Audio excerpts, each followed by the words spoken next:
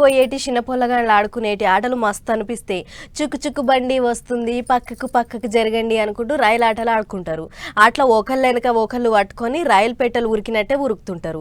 గా వరుసల ముంగటున్న పిల్లగాడేమో ఇంజిన్ అయితే వెనకకున్నోళ్ళందరూ బోగీలు అన్నట్టు. కానీ ఓ బళ్ళే చదువుకునేటి పొల్లగాళ్లకు రైలు ఆటలు ఆడుకునుడు కాదు, ఏకంగా రైళ్ళనే పాఠాలు చెప్తుర్రు పంతుళ్ళు.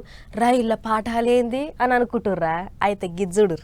పొద్దుగాల 8 అయింది, గంట మోగింది. పొల్లగాళ్ళంతా భుజాలకు సంచులేసుకొని ఊరికిపోయి రైలు పెట్టెలు ఎక్కుతున్నారు. అగో గిళ్ళు అవతల పెట్టెలంగా యువతల పెట్టెలకు వస్తున్నారు. బడికి పోయేటందుకు రైలు గిట్టెక్కిపోతున్నారేమో అనుకున్నారు. కాదు, రైళ్లనే చదువులు.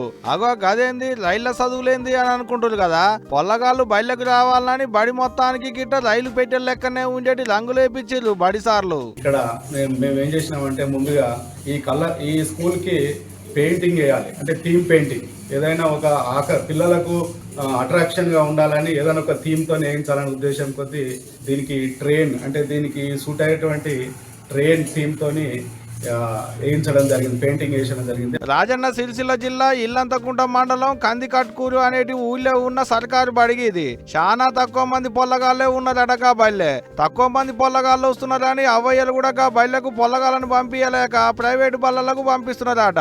అటు పొల్లగాళ్ళు సుతా రమ్మంటే అసలు ఓట్లేరట బయలకు.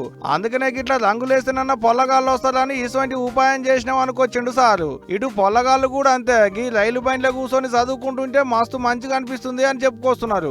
స్కూల్ బాగుంది, కలర్లు కూడా బాగున్నాయి.